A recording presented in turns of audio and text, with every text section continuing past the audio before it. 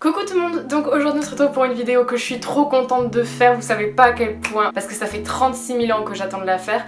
Tout simplement parce que c'est une vidéo crash test du site Shop Miss A. C'est quand même assez connu, mais en gros c'est un site qui revend plein de maquillage à 1 $. Donc tout sur le site est à 1 $, soit 0,80 centimes, un truc du style. Donc comment dire que c'est quelque chose d'assez ouf, surtout que apparemment la qualité est plutôt bien. Du coup je voulais absolument tester ce site quoi, parce que je sais pas, ça me faisait trop envie, j'avais trop envie de tester pour voir si ça valait vraiment la peine, si c'était vraiment du bon make-up et tout ou pas. Et du coup voilà, j'ai passé une commande et ça fait 36 000 ans que j'attends de la recevoir. Et je l'ai enfin reçu hier. Donc du coup, passons au vif du sujet. J'ai commandé pour 20 € au total. J'ai commandé tout le make-up qu'il me faut pour faire un maquillage entier. Et j'en ai eu que pour 20 $. Voilà, 20 $ pour tout un maquillage entier. Du coup c'est parti, on va commencer tout de suite. On va commencer avec le teint. Je me suis pris un petit fond de teint. Il est vraiment tout petit. Et comme vous voyez c'est un format pompe comme ça. Et j'adore les formats pompe, je trouve ça trop génial. La teinte elle m'a l'air plutôt pas mal, ça a l'air d'être à peu près ma teinte de peau. Je vais me mettre mon petit serre-tête vraiment trop beau. Je sais pas du tout comment je suis censée l'appliquer, si je dois l'appliquer sur le fond de teint ou sur ma peau, mais je pense plus que c'est sur la peau, donc écoutez. Je sais pas non plus du tout la quantité qu'il faut mettre, je vais y aller petit à petit.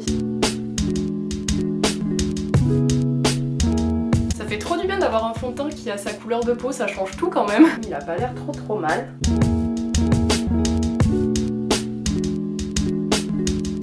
Ah ouais non mais là par contre je m'en suis mis sur le sourcil, mon sourcil est devenu gris du coup. Je suis vraiment nulle. Mais en fait c'est quoi ça? J'ai plus de sourcils. J'essaie de l'enlever du coup mais... Ok donc voilà, j'ai fini d'appliquer le fond de teint et en vrai je suis plutôt contente, il est plutôt joli. À part l'incident du sourcil que j'essaie toujours d'enlever, le reste en vrai c'est vraiment pas mal. Genre ouais il me fait quand même un assez beau teint je trouve. Donc pour ce fond de teint, donc le Flawless Perfect Finish Foundation de Senti, je sais pas comment on dit, je suis plutôt satisfaite. Ensuite j'avais commandé un anti-cerne de chez AOA Studio. Donc j'avais pris la teinte classique Ivory en pensant que ça m'irait. Sauf que en fait je l'ai reçu et le truc est totalement corail. Genre attendez je vais vous montrer, ce n'est pas possible quoi, le truc est corail. Et aussi genre il sent extrêmement mauvais. Oh non ça me dégoûte. Ouais il pue totalement, ça me dégoûte, donc je pense pas le mettre sur ma peau. J'ai un petit peu peur de qu'est-ce que ça va faire en fait, j'ai peur que ça me fasse une réaction ou quoi, parce que j'ai peur vraiment qu'il soit périmé ou que ce soit un raté ou un truc du style, parce que vraiment l'odeur c'est atroce. Donc du coup pour mon anti-cerne je vais prendre celui de chez Sephora qui est en teinte beige clair, la teinte 06. Donc c'est mon anti-cerne normal.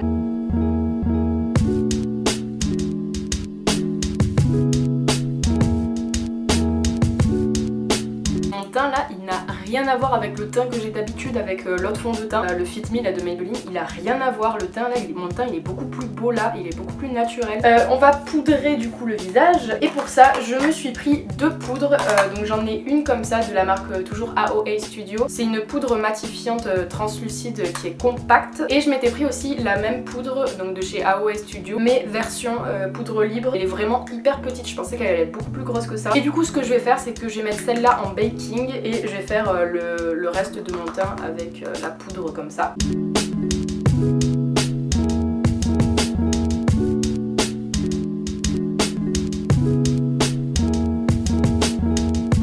Je suis un peu con, j'aurais dû d'abord mettre cette poudre et après la poudre de baking parce que là du coup je crois que je l'ai enlevé un peu ma poudre de baking. Écoutez c'est pas grave, on fait comme on peut hein. Et du coup en attendant que mon baking soit totalement bon, je vais faire le reste de mon teint. J'ai pris un bronzer de la marque Amuse Cosmetics, il est taquet foncé aussi donc j'ai peur que ça soit pas top. Ça m'a l'air d'aller. Ouais en vrai ça passe, je m'attendais à ce que ça rende pire que ça.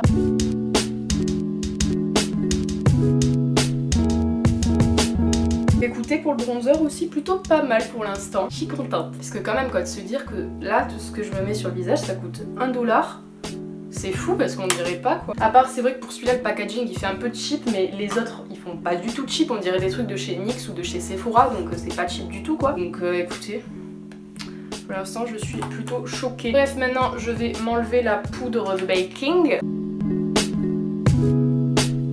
Le baking je m'en fais de temps en temps mais je vois pas trop la différence avec quand j'en fais pas donc je pourrais pas trop vous dire si elle est bien ou pas pour faire du baking mais je pense que oui. Maintenant on va passer au blush et pour le blush ça a été ma déception on va dire quand j'ai reçu en tout cas au niveau du packaging. Parce que c'est un blush comme ça et genre le packaging c'est du plastique très cheap. Ici là vous voyez c'est un petit bout de plastique, enfin je pense que vous le voyez c'est vraiment pas de la bonne qualité. Après on a un petit miroir à l'intérieur et le blush en lui-même il a l'air bien.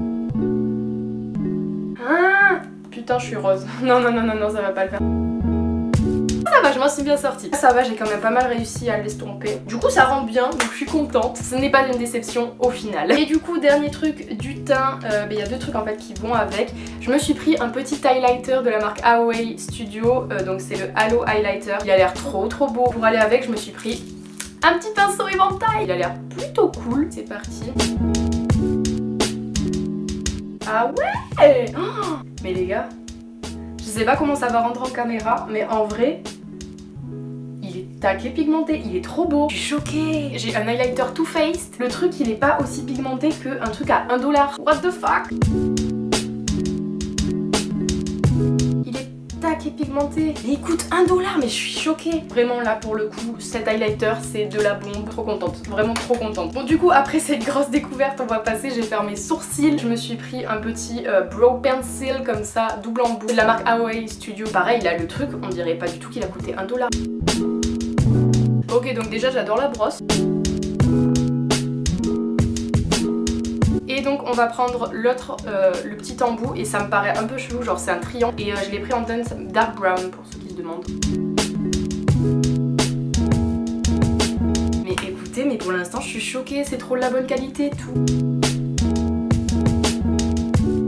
Du coup je les ai remplis légèrement parce que voilà, je veux pas que ce soit trop non plus. Et je vais venir les fixer. Je me suis pris un petit fixateur à sourcils transparent comme ça de chez She Makeup. C'est le Clear Defining Waterproof Mascara, donc apparemment c'est waterproof. Après je sais pas, moi je suis habituée au Clear Brow Gel d'Anastasia Beverly Hills, je m'attends pas à grand chose de ce côté là. Mais bon, on va voir, hein, on sait jamais. Pour l'instant, écoutez, ça me sert bien. Après il faut attendre que ça sèche du coup parce que pour voir si ça fixe bien et tout. Bon, maintenant on va passer aux yeux. J'ai pris une base à paupières de chez Away Studio, donc c'est la Perfect Eyeshadow Primer. L'application j'aime beaucoup, c'est hyper doux, ça fait la paupière douce. Et celle-là, elle a l'air mieux que la Urban Decay, c'est quoi l'application? Pour l'instant, à l'application et tout, elle me plaît vraiment beaucoup. Après, faut voir sur la durée si ça fait durer le make-up ou pas. Et ça, du coup, je pourrais pas vous dire dans la vidéo. Et du coup, pour les fards à paupières, j'ai pris 3 petits trucs. Donc, il y a en premier une palette comme ça de chez Amuse Cosmetics qui a l'air trop trop belle. C'est un petit quatuor de fards comme ça avec un fard beige mat, un fard marron doré, un fard marron doré violet et un fard violet prune irisé. J'ai pris une deuxième palette comme ceci, donc le packaging il fait un peu cheap, mais les couleurs en fait me plaisaient trop. Donc il y a un orangé foncé, un orangé marronné beige et un rose blanc irisé. Et le dernier truc que j'ai pris niveau fard à paupières, c'est un petit pigment qui est rose gold bronze un peu. Du coup, qu'est-ce que je vais faire? Je vais prendre la couleur du milieu avec un pinceau estompeur, un gros pinceau comme ça, et je vais me faire mon creux de paupière. Pour l'instant, la pigmentation elle est pas trop mal, elle est même plutôt bien, ça s'estompe assez facilement. Je vais venir prendre le fard foncé là de la palette. Mais what the fuck? Attends, vous avez vu, j'ai juste posé, mais non, mais là je suis choquée, vous avez été témoin de la scène. Putain, je sais pas comment ça va rendre en caméra, mais c'est ultra pigmenté. C'est quoi ce truc de ouf? Je vous assure que je suis vraiment choquée, je m'attendais pas à ça quoi. On dirait que j'ai fait un truc avec la Modern Renaissance quoi. Alors que non, c'est avec un truc à 1 $. Ensuite, je viens prendre cette palette là et je vais prendre le marron doré de la palette. Et je vais venir faire mon coin externe. Ok, là la pigmentation c'est pas la même. C'est pas la même du tout. Là écoutez, la pigmentation elle est pas ouf du tout sur cette palette là. Pourtant je pensais que cette palette elle allait être de meilleure qualité que l'autre. Là je suis pas ultra contente. Je vais venir juste essayer de prendre du pigment. Je pense que je vais prendre un pinceau que je vais humidifier. J'en ai pris beaucoup trop. Je sais pas comment on utilise des pigments, j'en ai jamais utilisé de ma vie. Waouh! Merde, ça m'a fait des chutes, non. C'est magnifique la pigmentation du truc. Gros coup de cœur sur ça, gros coup de cœur sur ça. Et petite déception sur cette palette, mais ces deux trucs, mais gros coup de cœur. Bref, passons à autre chose parce que j'ai resté bloquée sur ça pendant 36 000 ans. Je me suis pris un petit eyeliner en feutre comme ça. C'est le Liquid Eyeliner Eye Marker. La pointe elle est ultra fine. Je suis vraiment une merde dans le liner donc je sais pas si je tente la virgule. C'est bof hein, mais le liner en soi il est bien.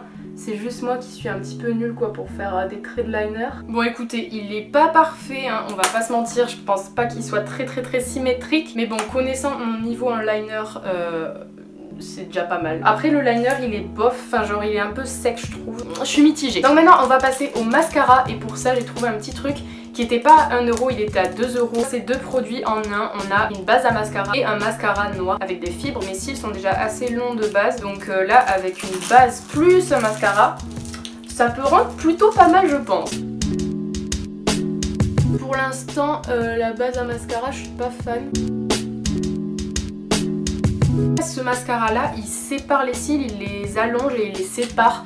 Et moi j'aime pas trop quand ils sont séparés, j'aime plus quand c'est genre du volume etc. Donc je me dis que c'est peut-être les fibres qui vont faire ça, je sais pas. Mais ça marche au taquet. Les fibres ça me les a épaissis mes cils. Putain mais c'est ouf, je fais des découvertes de malade en fait dans cette vidéo. Par contre je pense que c'est que j'ai des fibres dans les yeux du coup mais ça me picote les yeux. Mes cils là ils sont trop beaux. En fait quand tu rajoutes le deuxième mascara mais ça change tout les fibres, c'est trop beau. Du coup voilà on a fini avec les yeux et il me reste juste 2 petits produits pour les lèvres. Je me suis pris en fait des kits de la marque AOA Studio comme d'habitude. Il y en a un premier c'est la teinte Famous. Je vais vous faire des swatchs ici. Il a l'air ultra crémeux le crayon. Voilà pour la teinte Famous. C'est un rouge orangé brique un peu. Et après j'ai pris la teinte Lovely qui est un rouge pétant. C'est magnifique. J'en cherche un depuis hyper longtemps. Il est trop beau. Et du coup je sais pas lequel je vais mettre. Je vais prendre le Famous. C'est parti. Il est ultra crémeux. J'aime trop. Et du coup je vais me prendre le rouge à lèvres. J'ai un petit peu dépassé, je l'ai pas très bien mis, mais il est super beau en vrai. Il sèche assez vite, là il est déjà pratiquement sec. Il a l'air hyper agréable à porter en vrai, genre on le sent tu vois, c'est un rouge à lèvres mat donc normal. Mais je sais pas, il a l'air agréable. Bon, il reste des traces parce qu'il est pas totalement sec, mais au centre là il est totalement sec et il n'y a pas de traces, donc je pense qu'il est sans transfert. Donc franchement, je suis choquée. Du coup ben voilà, j'ai fini de tout tester. J'espère que ça vous aura plu, mais en tout cas j'ai fait une putain de grosse découverte. Je vous conseillerais juste pas d'acheter ça et tout le reste vous pouvez foncer parce que pour 1 $ quoi c'est juste ouf. Et je m'attendais pas à ce que ce soit aussi bien.